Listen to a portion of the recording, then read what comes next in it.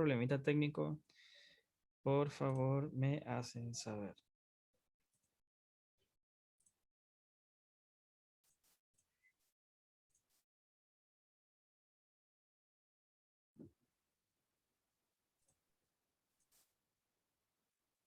Ok, ¿pueden ver la pantalla? Me dicen por la voz, por favor. Sí, Sí, sí se Sí, puede ver. súper, excelente. Vamos a ir. Ok, bueno. Buenas noches a todos. Gracias por estar presentes en esta reunión. Hoy he querido rescatar un formato de presentación del pasado, las conferencias. Em, Estudiando en esta ocasión con el grupo de estudios a la generación del 27, me di cuenta de que este grupo de personas hacían algunas cosas que se han perdido bastante entre nosotros, entre los escritores modernos, que creo que si los rescatamos, que si aprendemos de ellos, seguramente nuestra propia poética, nuestra propia manera de escribir se verá beneficiada. Las conferencias eran una de ellas.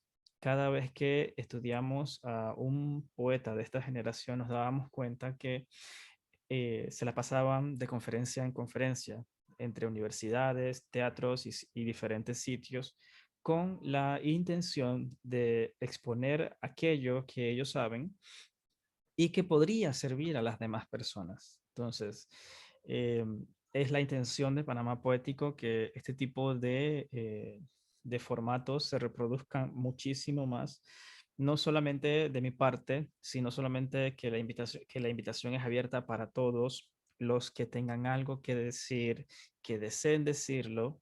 Con mucho gusto están las puertas abiertas para lograr ese cometido. Muy bien. Entonces, cada vez que vamos a hablar de Lorca, no se puede hablar de él sin hablar de la muerte, porque tal como lo muestra este símbolo, no es un símbolo lorquiano, sino es una mera referencia a cómo todos los pensamientos del poeta lo llevaban hacia esa idea central de su obra, la muerte.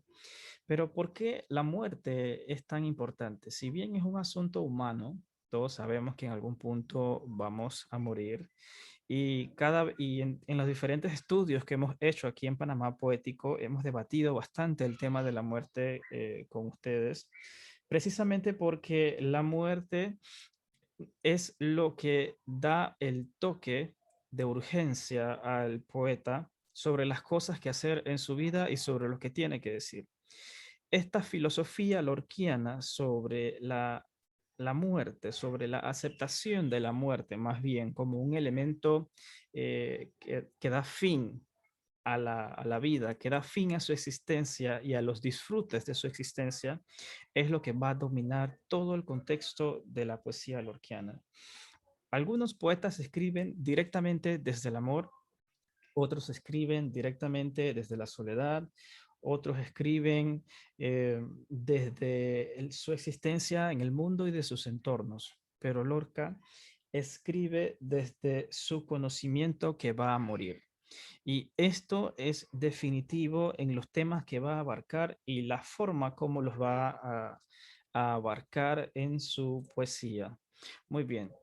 Lorca está, como sabemos, en una generación intermedia, es transitoria. La generación del 27 mezcla elementos de la tradición y también mezcla elementos de la vanguardia. Entonces, de esta manera, Lorca toma símbolos clásicos del pasado y los mezcla con los temas populares de su tierra, los temas que vio y conoció desde pequeños, que son muy particulares a la España de su tiempo y que los transformó en elementos universales. Muy bien. En toda la obra lorquiana, la metáfora es la estrella, es la máxima de las máximas en las figuras literarias. Entonces, a veces estas metáforas que el poeta utiliza les llaman metáforas que son arriesgadas. Como sabemos, una metáfora expresa una relación entre un elemento real y un elemento ficticio o viceversa. Esa es la definición más sencilla de lo que es una metáfora. Pero hay diferentes tipos de formatos de metáfora. Hay muchos en realidad. Entonces, en Lorca se da que él a veces utiliza metáforas que los elementos son muy distantes entre sí. Por ejemplo, relacionar al sol y la luz o el calor es una metáfora bastante sencilla porque hay una referencia directa entre los elementos. Pero Lorca muchas veces utiliza elementos que no se relacionan. Y aquí hay algo interesante en esto que el poeta hace. Esa manera de relacionar elementos que quizá a primera vista no tienen elementos comunes, lo que hace precisamente es aumentar la riqueza de los objetos que se comparan. Y hay otra manera que el poeta utilizaba, que es la de esconder uno de los dos elementos de la metáfora, es decir, crear una metáfora a partir de un solo elemento y de otro que hay que ir descubriéndolo a medida que leemos el poema. Una metáfora impura es donde aparecen los dos elementos. Si analizamos este verso lorquiano, su risa era un nardo de sal y de inteligencia. Tenemos allí presentes los dos elementos, la risa, que es el elemento físico, y el nardo de sal y de inteligencia, que es la comparación para hacer la metáfora. Y en una metáfora pura tenemos un solo elemento. La luna vino a la fragua con su polizón de nardos. Está hablando de la luna, está haciendo una comparación, sin embargo, no está clara ese segundo elemento que está utilizando para la metáfora. Por eso es que algunos autores llaman que las metáforas de este estilo, donde solamente aparece el primer elemento, se pueden considerar imágenes, las llamadas imágenes poéticas. Muy bien. Los temas que Lorca utiliza, los más grandes son estos: el amor, el deseo, la pasión, la frustración y la melancolía. Traté de encontrar una imagen que se reflejara bastante la frustración, pero el que encontré fue de un tipo alándose los cabellos, así que lo encontré bien frustrado y por eso lo utilicé. Pero todos estos temas tienen un encuadre y ese encuadre es precisamente la muerte, que la muerte en el poeta se percibe también como el paso del tiempo. Es decir, el poeta decía que a medida que vive y se hace viejo, está llegando a la muerte. Entonces la muerte también es en principio un símbolo del tiempo y viceversa. Cada vez que el poeta habla del tiempo, lo que hace es recordarse a sí mismo y recordarnos a todos nosotros el principio fundamental de la vida es que algún día todos vamos a morir. Entonces, la muerte, como dije, va unida al tiempo, porque es una consecuencia natural y para todos. Entonces, el poeta ve a la muerte como una amenaza, porque esa amenaza lo que va a hacer es dar fin a los elementos de su vida.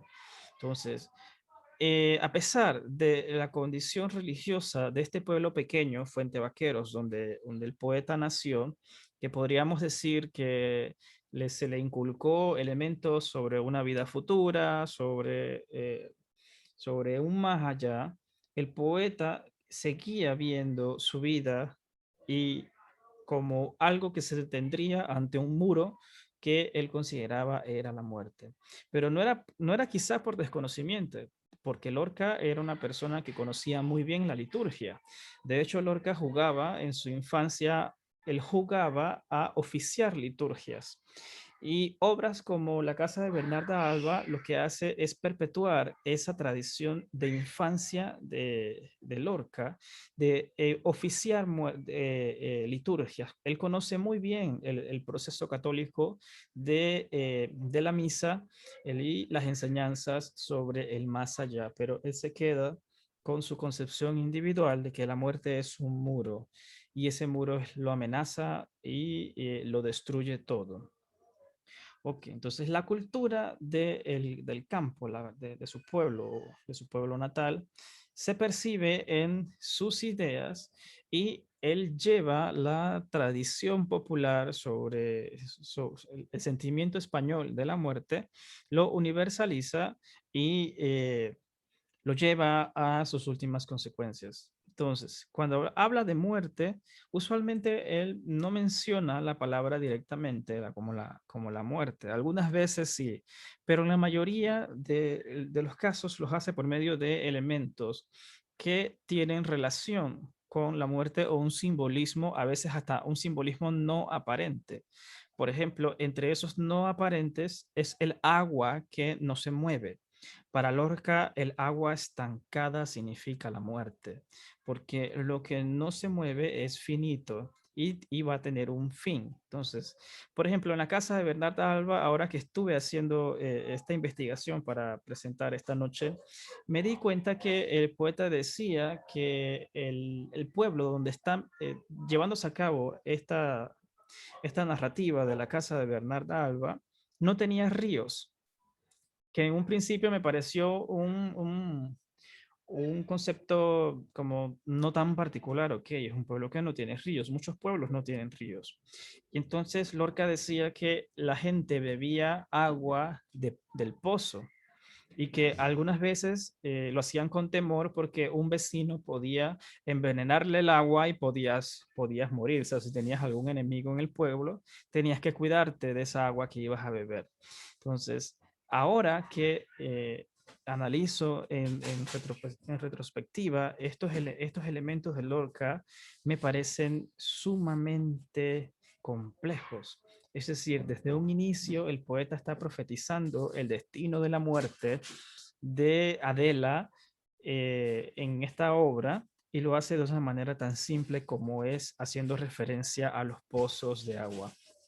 Otra manera de el presagio a la muerte en la poética lorquiana tiene que ver con los metales, pero el poeta no menciona directamente el hierro, sino que habla de elementos metálicos. Muchas veces utiliza el elemento del cuchillo, de la espada, o a veces hasta los cascos de los caballos o el puñal, un puñal. Siempre menciona bastante ese puñal.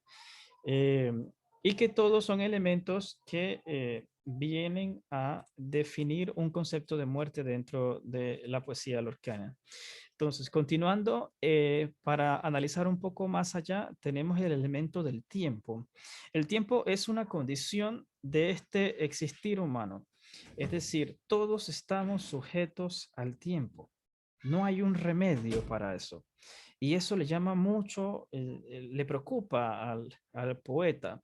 Se siente atado ante una condición por la cual no puede hacer nada. ¿Y cómo se ve reflejado en su poesía? Sobre todo lo hace con la infancia. El poeta durante sus primeros libros retornaba demasiado a la infancia. Imágenes que tienen que ver con el campo, con el pueblo natal, con la niñez, con los juegos, con ver el mundo desde una manera ingenua, así como lo ve un niño, y, y nos damos cuenta que es una melancolía por el pasado, pero es una melancolía que tú no puedes hacer nada, o sea, no puedes recuperar ese pasado. Entonces, este paso del tiempo se convierte nuevamente en una forma de muerte para el poeta. También lo hace por medio de las estaciones. Lorca habla mucho de las estaciones, le gusta, él habla mucho del otoño, habla mucho del invierno, de las flores, la tierra seca, los elementos del paisaje que se ven alterados al cambio de una estación y otra. Todas esas son referencias al hecho de morir. Entonces, hay unos elementos comunes que se repiten en la poesía y entre ellos están los relojes. Lorca menciona muchos relojes en su poesía. Las campanadas de la iglesia. Por ejemplo, en esta obra teatral de la casa de Bernarda Alba también habían campanadas y son hechos de tanto de la poesía y de la dramaturgia del poeta que en el momento uno quizás no le ve un sentido directo, pero para el poeta sí tienen un significado. Las campanadas repican al paso del tiempo en los pueblos, marcan las horas. a diferentes, marcan los tiempos. Entonces la campanada le recuerda al poeta precisamente eso, que el tiempo está pasando. El amor es una fuerza comparable y a la vez es acechada por la muerte. Si se dan cuenta, todos los elementos lorquianos orbitan esta idea de la muerte. El amor, en lo que Lorca define, es un amor carnal, es humano y es real. Es un amor que expresa una ansia y una dificultad para satisfacerse. Recordemos, Lorca, un hombre homosexual en una sociedad que no le permitía expresar su deseo. Entonces, en la poética del amor lorquiano tiene mucho que ver con un ansia, a veces inexpresado, y que es difícil de satisfacer porque está en este entorno frustrante, lo cual me lleva al siguiente concepto importante en la obra de Lorca, la frustración. Lorca era un poeta frustrado por muchos elementos. A pesar que vivía o venía de una familia adinerada, que no tenía, digamos, carencias en sus necesidades básicas, sí tenía algunas situaciones emocionales que le provocaban esa frustración. Por ejemplo, a él le gustaba mucho la música. Su primer arte que descubrió fue la música, pero él perdió a su maestro de música en su juventud y eso lo llevó a un encuentro con la realidad donde a veces las cosas ocurren y no pueden ser como tú quieres. Su homosexualidad es nuevamente parte de esa frustración porque a pesar que nunca hubo algún registro de violencia que tengamos en su historia, no era fácil para él. Afrontó bastante persecución mientras estuvo en la casa de estudiantes. Al principio no fue nada fácil para él, pero entre todo la frustración, lo más valioso era que Lorca era un hombre consciente de esa frustración. ¿Y qué hacía? Bueno, escribía poesía. Así como hacemos muchos de nosotros para lograr extraer de nosotros eso que a veces no logramos dominar, utilizamos la poesía. Y así lo hizo el poeta. Muy bien, vamos a hacer ahora un pequeño o un breve repaso para terminar de los símbolos lorquianos que ya he hablado. Hasta ahora mencioné al agua, el agua, y hay una distinción muy clara entre el agua que está estancada y el agua que está en movimiento. El agua cuando corre es un símbolo de vitalidad. El paso del río refleja vitalidad, refleja también pasión amorosa y refleja también deseo sexual. Pero cuando está estancada, definitivamente e inequívocamente representa la muerte. La sangre, estos son unos glóbulos rojos, o creo que no se entiende muy bien, pero son glóbulos rojos y quería demostrar la sangre. La sangre es vida, pero cuando esa sangre se derrama, si es expuesta la sangre, si es claramente indicada que está fuera de donde debe estar, indica la muerte. La sangre también solamente cuando es mencionada también representa lo fecundo y lo sexual por su capacidad de dar vida y eh, de llevar eh, como una metáfora, de llevar dentro de sí la manera de la expresión sexual, es decir, el deseo se lleva en la sangre y eso es lo que el poeta intenta decirnos también. El caballo y el jinete los vamos a encontrar por muchos lados. Sabemos que en el campo se trasladaban en caballos. Era muy común que este elemento existiera en el entorno de Lorca y en su poesía va a tomar también los valores de la muerte.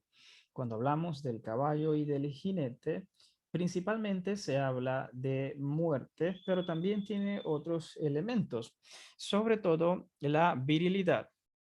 habla mucho de el poder sexual masculino y también tiene que ver con, en algunos casos, habla de la vida, pero sobre todo se enfoca como presagio de muerte y virilidad masculina. Las hierbas, que también Lorca menciona mucho, las plantas y las hierbas, sobre todo las hierbas medicinales, tienen que ver precisamente con la muerte.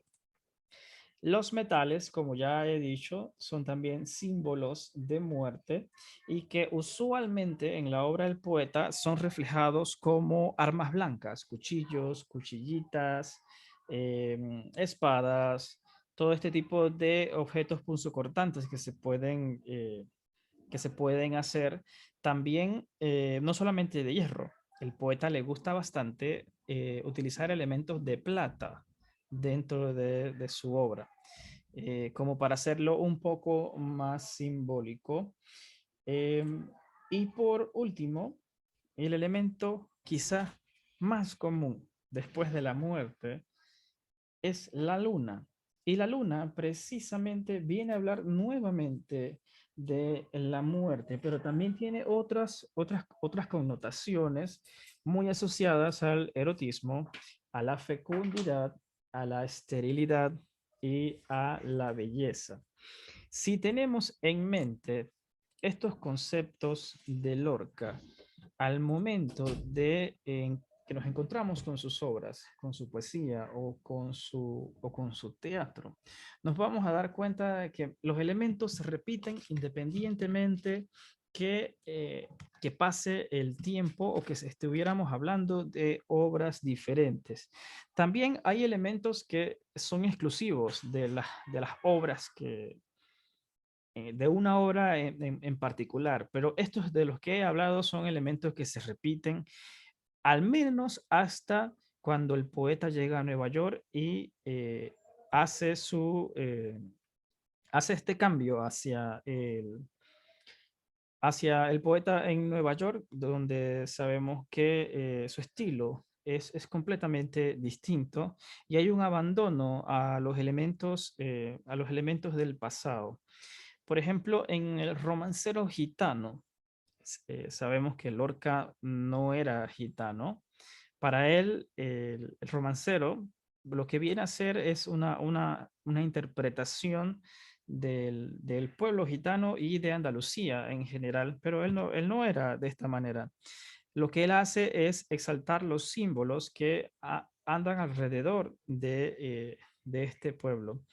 Por ejemplo, en esta obra hay elementos adicionales como, por ejemplo, está el gallo, el animal, un gallo, que tiene que ver con el sacrificio y la destrucción de los gitanos. También inserta a la Guardia Civil, que es un símbolo claro de autoridad y nuevamente de persecución y destrucción sobre los gitanos. También habla del alcohol en esta obra, el alcohol que se bebe, como una referencia al mundo civilizado. Por ejemplo, en la casa de Bernarda Alba, de la obra teatral que ya he hablado, introduce otro elemento de poder, el bastón que utiliza Bernarda. Es un claro reflejo de mando y de poder.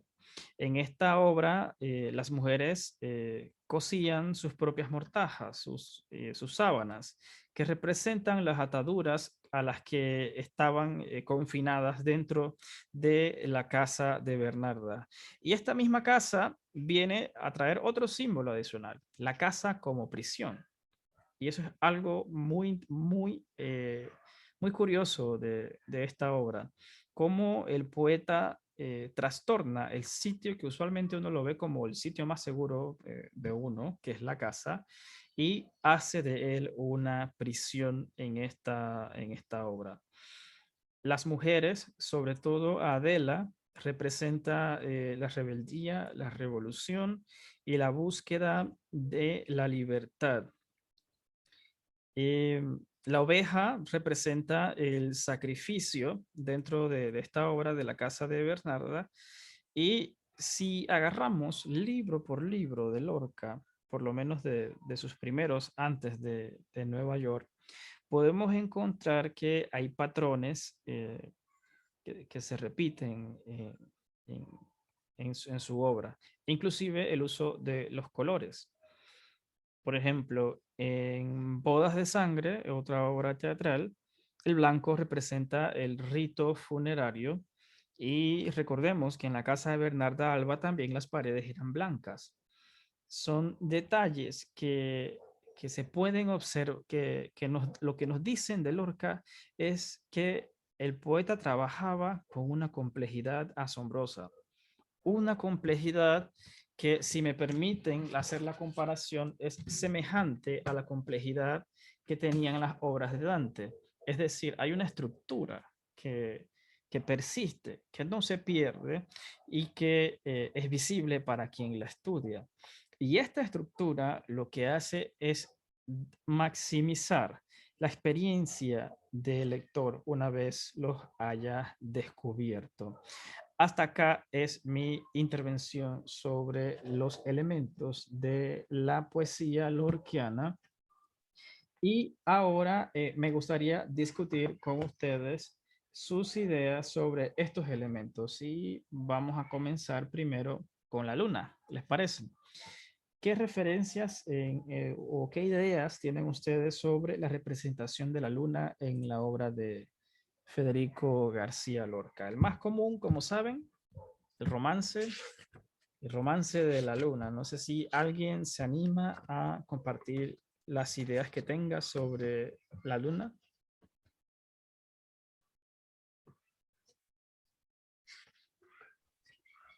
Bueno, yo quería hacer más bien un comentario general. No, Sí. sí he visto que utiliza mucho la luna Ujú. y también había percibido que no siempre la utiliza con el mismo Sentido. sentido. Ujú. Exacto. Ujú. No siempre lo utiliza con el mismo sentido. Me parece fundamental acercarse a Lorca a través, por ejemplo, de estas charlas o conferencias, sobre todo porque, como tú bien has explicado, eh, hay tantos elementos que como que se extrapolan ya de lo escrito, ¿no? Y pasan de lo escrito a que uno los interprete de alguna manera, y pienso yo que de pronto Lorca eso era lo que quería, ¿no? Que la persona, que la poesía fuera dinámica a pesar de que estuviese escrita en un papel. Eh,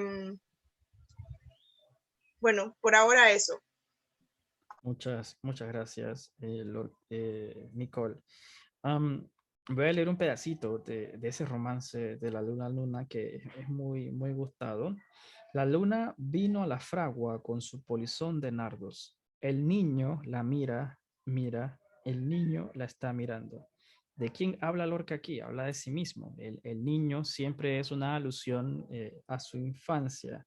Habla del mismo. En el aire conmovido mueve la luna sus brazos y enseña lúbrica y pura sus senos de duro estaño. Huye luna, luna, luna, si vinieran los gitanos, harían con tu corazón collares y anillos blancos. Niño, déjame que baile. Cuando vengan los gitanos te encontrarán sobre el yunque con los ojillos cerrados. Huye luna, luna, luna, que ya siento sus caballos. Niño, déjame, no pises mi blancor almidonado. El jinete se acercaba tocando el tambor del llano. Dentro de la fragua el niño tiene los ojos cerrados. Por el olivar venían bronce y sueño los gitanos, las cabezas levantadas y los ojos entornados.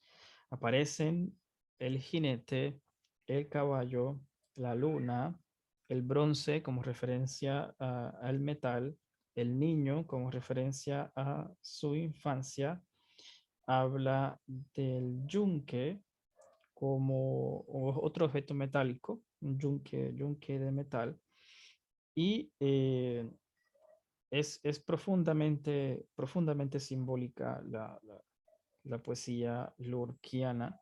Y es lo que me gusta, porque ya yo hice una lectura, digamos, general de todo, pero ahora voy a tener que volver a leer, buscando más símbolos, voy a tener que volver a dar vida a esas poesías para develar nuevos significados que surgen a partir de la comprensión de estos símbolos.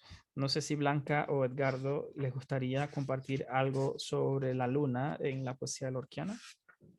Bueno, yo en realidad leí algo sobre la luna y me llamaba la atención porque dice que las connotaciones que se les puede dar aquí tienen mucho que ver con el destino, con el mundo afectivo, en este caso de Lorca, y también en las tristezas y melancolías, como bien lo mencionaste en algún momento, que él guardaba por la situación afectiva que él vivía, aunque sí era cierto que no era algo como escondido, pero sí se sabía y no es lo mismo de repente, él sabía que eso no era fácil de llevar, etcétera, entonces verlo por ahí, este símbolo, la luna como un símbolo de desconsuelo o pudiera ser de protección, incluso de protección en la noche, es que eso es lo que nos alumbra cuando todo está muy oscuro. Sí, mire el enfoque que él hace en esos dos versos. El niño la mira, mira. El niño la está mirando. Eh, que nos refleja precisamente esa relación con este objeto celestial que inunda la noche, sobre todo en las noches llenas, y que sí, puede tomársele un sentido protector, claro que sí, eh, y a la vez un sentido sensual. Él dice que la luna le enseña sus senos de duro estaño. También hace la connotación sexual. Entonces mezcla sentidos, inclusive dentro de un mismo poema. Edgardo, ¿te gustaría a ti decir algo sobre la luna o podemos, si deseas, podemos pasar a otro tema? Sí, aquí, bueno, comparto no recuerdo una película, fueron dos películas que vi de Lorca, era una adaptación de Las bodas de sangre y Las mujeres de Bernarda Alba, creo que es. Ajá. Y en Bodas de Sangre en especial leímos el texto y a la vez vimos la película. Y fue bien significativo la luna. Aparte de lo que mencionas, también la luna era testigo de la muerte. También eso es interesante porque en la noche hubo una muerte, un proceso de bodas de sangre. En Yerma también, la figura del caballo, bueno, quizás sea por el cine, pero todo gris, lo oscuro, su movimiento, su desplazamiento de un lugar a otro, era bien significativo. Ese es mi aporte. Excelente, muchas gracias, Edgardo. Sí, sí, es un símbolo bien complejo. Seguramente haya otras maneras de interpretarlos.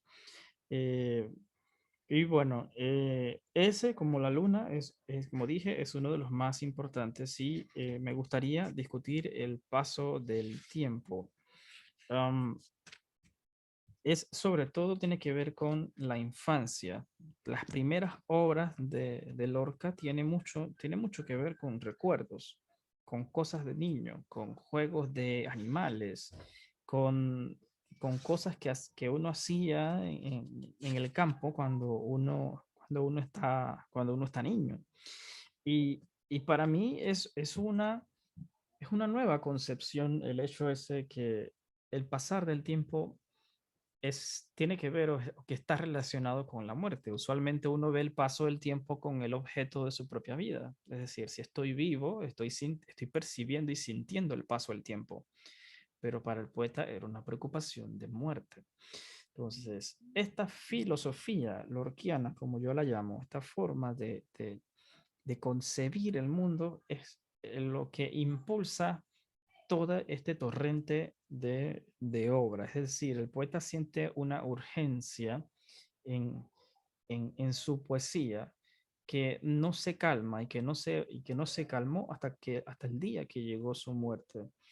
Entonces, como decía antes, hay poemas, hay poetas que escriben directamente desde el amor o desde la realidad o desde los hechos sociales, desde diferentes temas, pero este tema de esta urgencia, de esta premura y preocupación por la muerte, siento de que tiene un toque especial porque hace lo que Lorca decía, que el duende no aparece si no es hasta que ve esa posibilidad de muerte. En su concepción de lo que él aceptó que era la muerte, él sintió ese algo especial que lo despertó en su poesía, ese algo interno, y tanto así fue que él enseñó esto en Buenos Aires en el año 33 con el juego y la teoría del duende, esta conferencia que él brindó, donde él decía que para que el duende existiera, es decir, la esencia del arte en uno, habría primero que enfrentarse a las ideas de la muerte.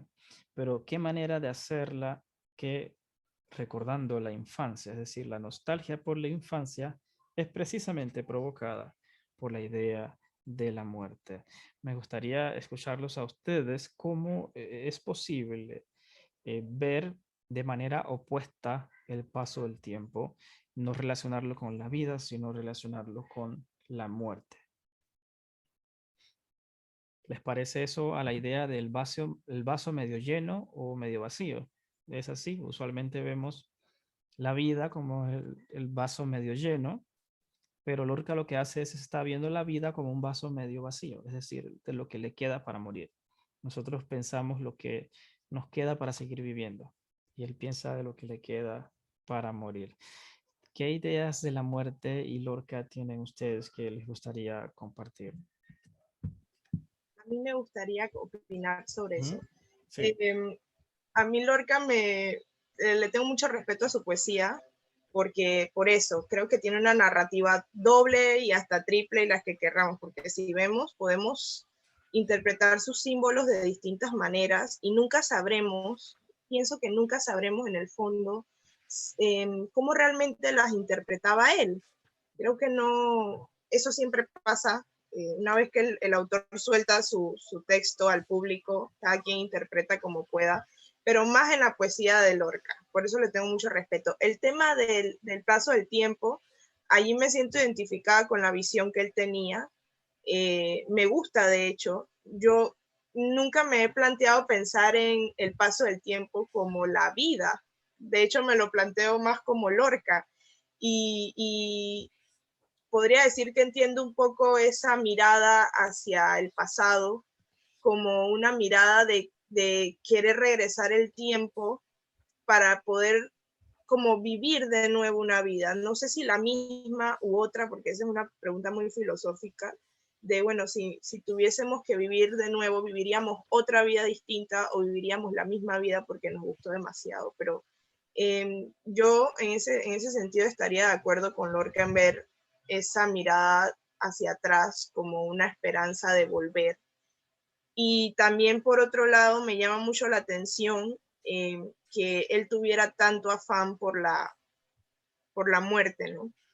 Como de pronto me pongo a pensar como si de alguna manera intuyera que no iba a vivir demasiado tiempo, porque desde el principio, ¿no? Él estaba con el afán del tiempo, el afán del tiempo.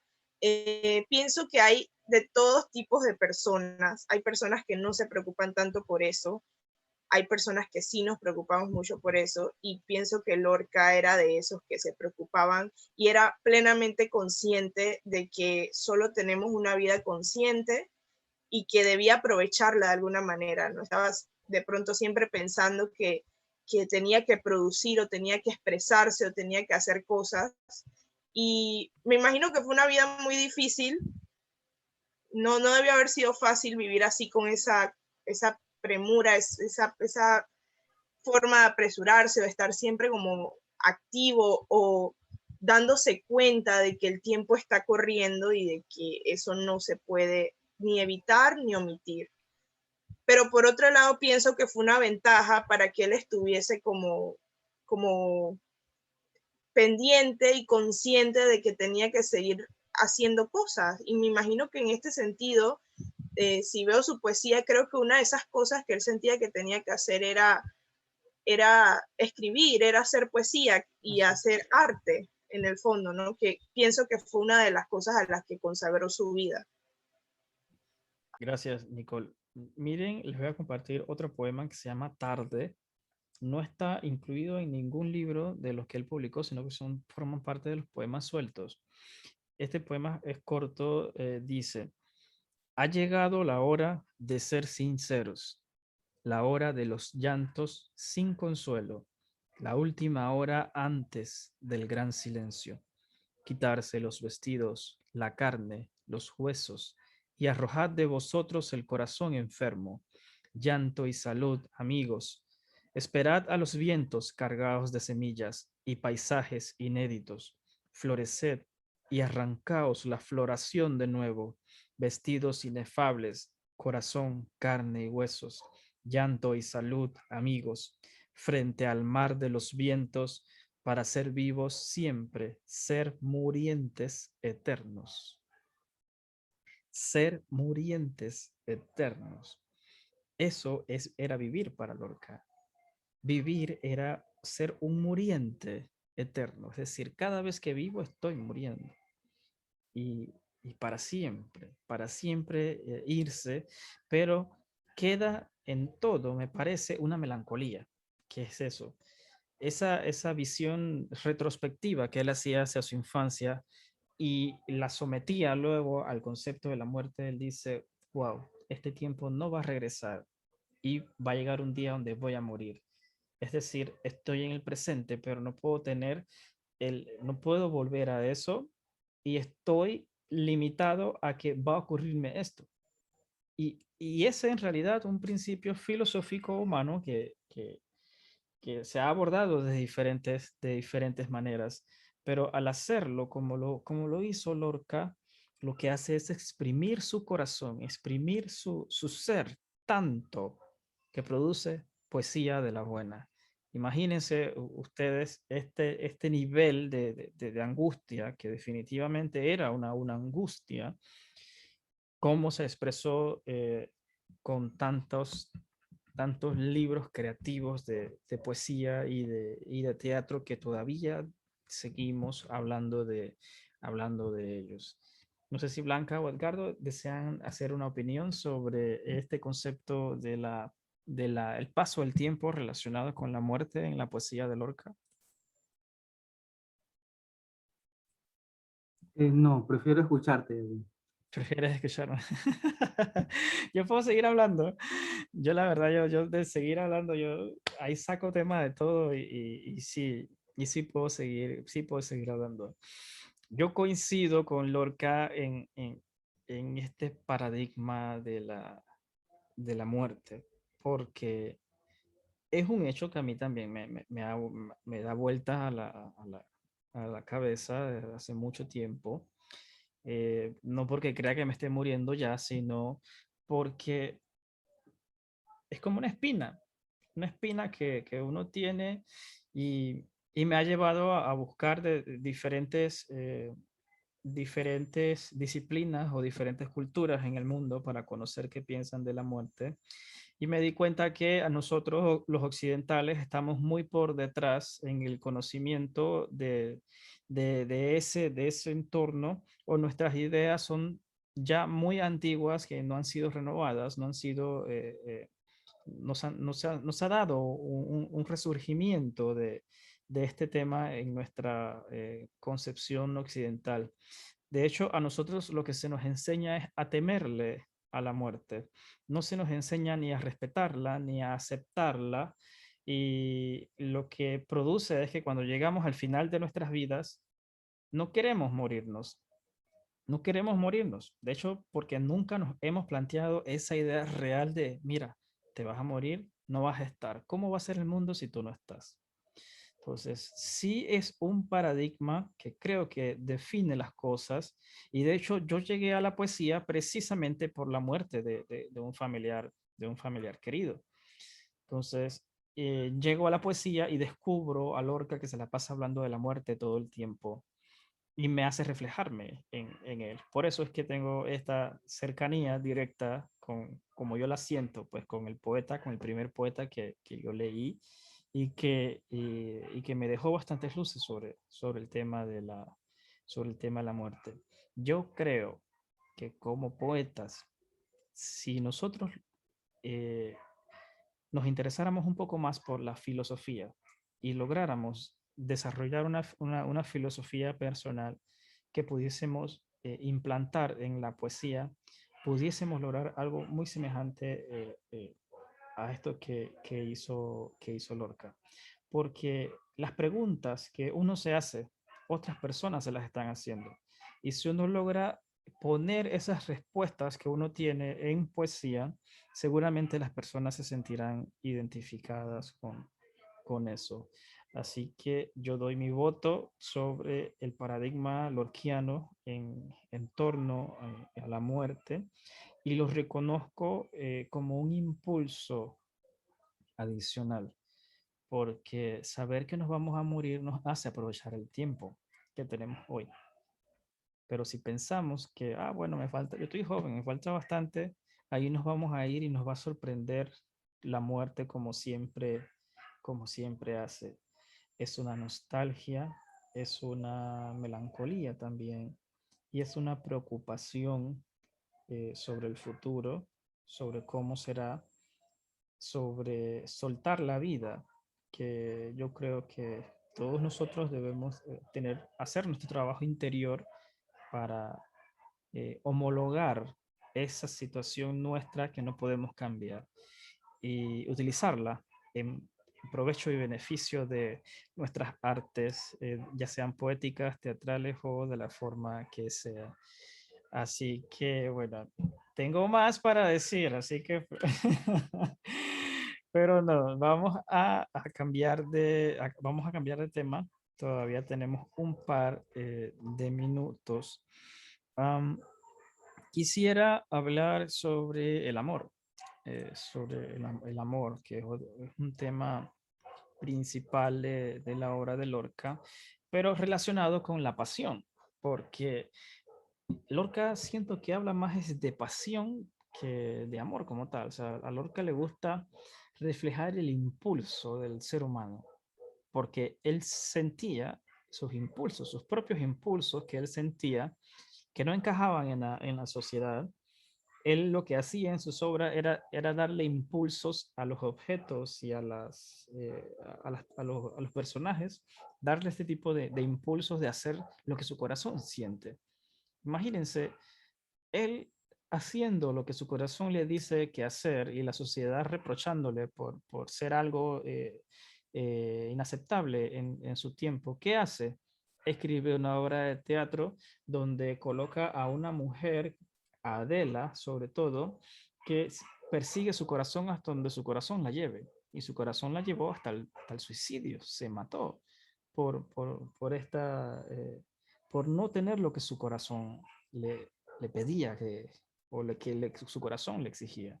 Entonces hay un contraste entre lo que el poeta siente, lo que el poeta vive y lo que expresa y cómo lo expresa, porque él fácilmente hubiese colocado a un hombre en esa posición, pero no lo hace es por medio del amor heterosexual, por medio de una mujer. Pero ¿qué refleja? ¿Qué dice el poeta en su narrativa? Lo que dice es precisamente que ella actuó por medio de un instinto, por medio de un impulso natural, que esa justificación del impulso es precisamente la justificación que él hace sobre sí mismo, que está actuando por medio de sus impulsos. Entonces, independientemente que no sea aceptado por los demás, ni por la familia, ni por nadie, él simplemente le da la libertad y la rebeldía al personaje de hacer precisamente lo que él está haciendo con la sociedad, que no le llegase a importar ese hecho. Entonces, este amor pasional tiene que ver mucho con las tragedias griegas. Las tragedias griegas están enfocadas precisamente en las pasiones. Lorca, como muy buen lector, él las conocía.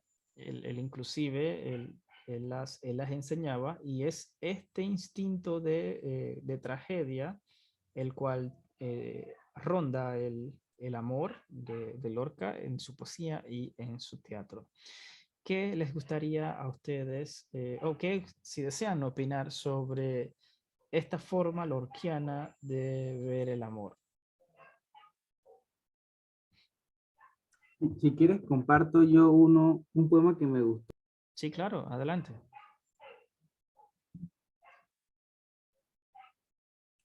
Ok, está en el chat. ¿Lo leerías para nosotros o solo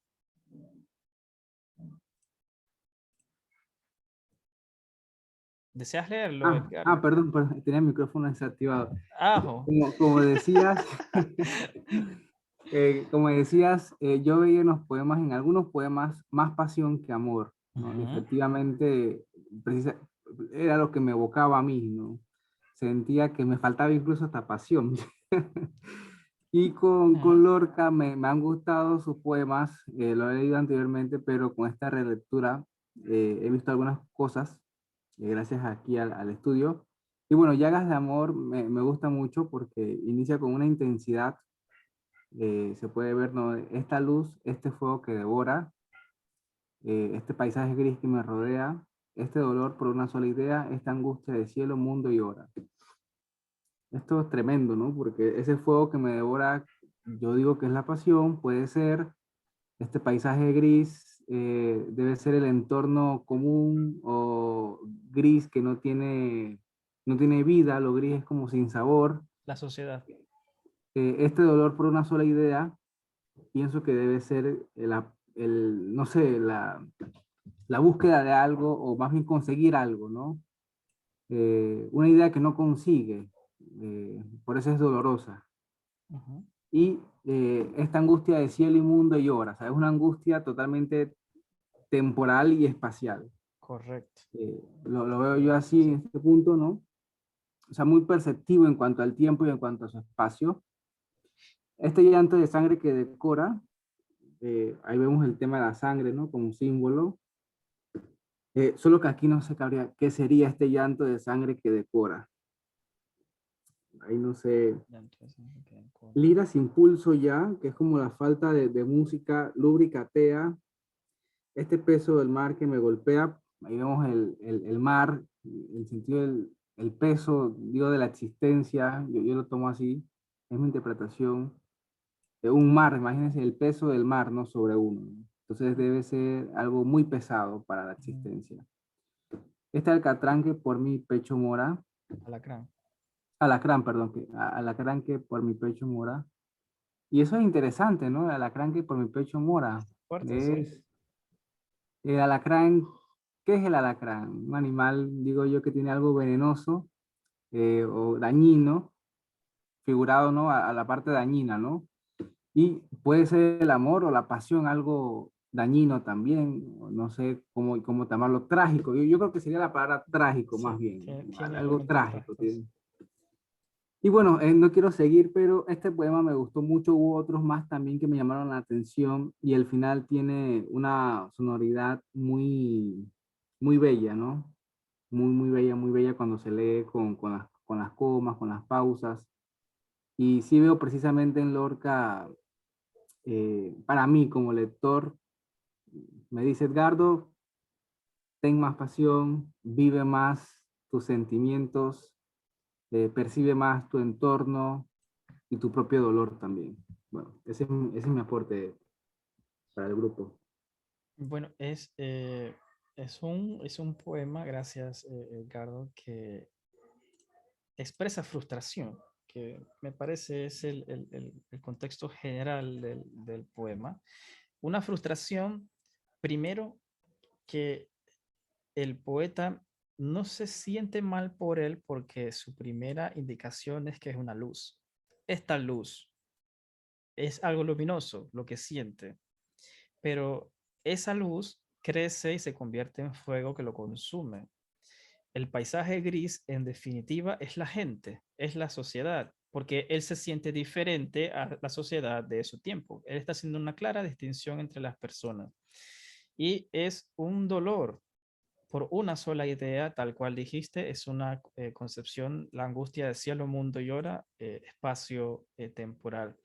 Al final, él dice, y aunque busco la cumbre de prudencia, la indicación a la prudencia tiene claras connotaciones a la moral actual de su sociedad, que la ubica en una cumbre. Me da tu corazón valle tendido. La moral está en un sitio que es que puede ser alcanzable por la poeta, hablando de la moral como un concepto social, no como un concepto universal, que el poeta se siente atraído al corazón del que ama en un valle, es decir, lo contrario a una cumbre con cicuta y pasión de amarga ciencia. Es un conocimiento amargo ese de estar allí en ese valle con la persona que ama, porque alrededor todo es gris y la gente sigue llamándolo a la cumbre de la prudencia, es decir, a la práctica de una moral socialmente aceptada. Excelente, Edgardo, muchas gracias por enviar este poema. No sé si Blanca o Nicole desean dar alguna opinión sobre el amor en la poesía de Lorca.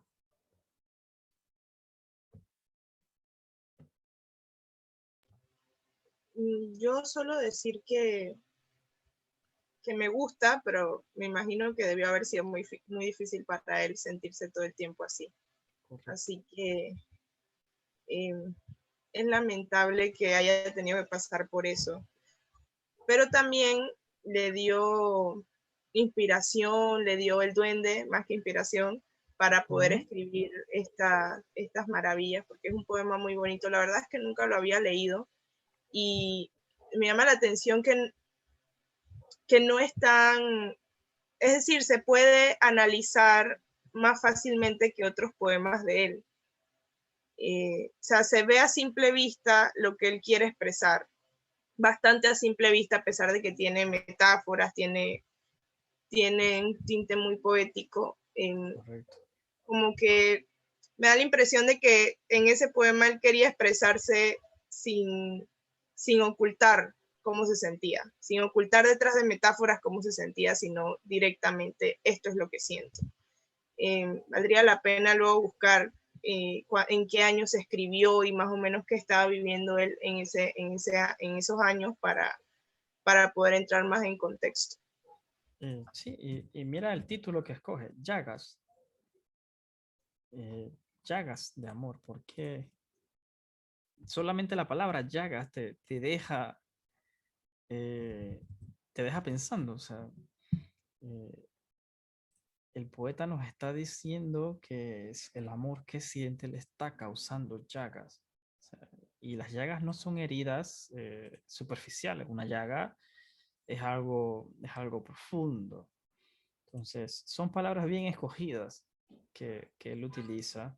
Definitivamente que un poema como este no se escribe en el primer borrador, y eso es otra cosa que recalco en nuestras reuniones sobre cómo escribir poesía.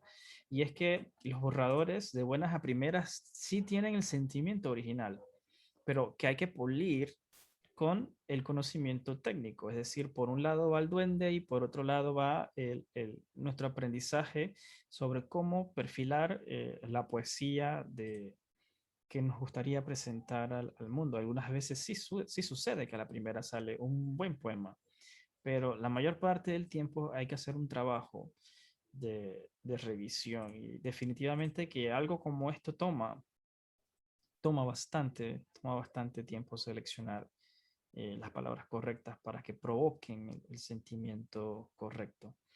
Blanca, ¿a usted le gustaría decir algo del amor en Lorca? Bueno, no, en realidad con lo que ya el poema que compartieron, pero yo me quedo con 3 versos. Son guirnaldas de amor, cama de herido, donde sin sueño, sueño tu presencia, entre las ruinas de mi pecho hundido. Ese verso ahí, entre las ruinas de mi pecho hundido. Ese amor, ese sufrimiento por ese amor, por eso que sonetos del amor oscuro, porque para él el amor fue así oscuro. Sí, Soneto del amor oscuro, creo que así él se llama otro, ¿verdad? Sí, sí, se llama otro, el amor oscuro, un amor diferente que diferente a los demás.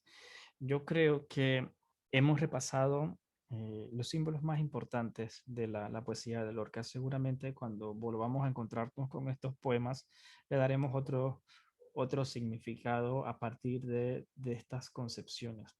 Y para dejarnos pensando en lo que queda de la noche, me gustaría plantear lo siguiente.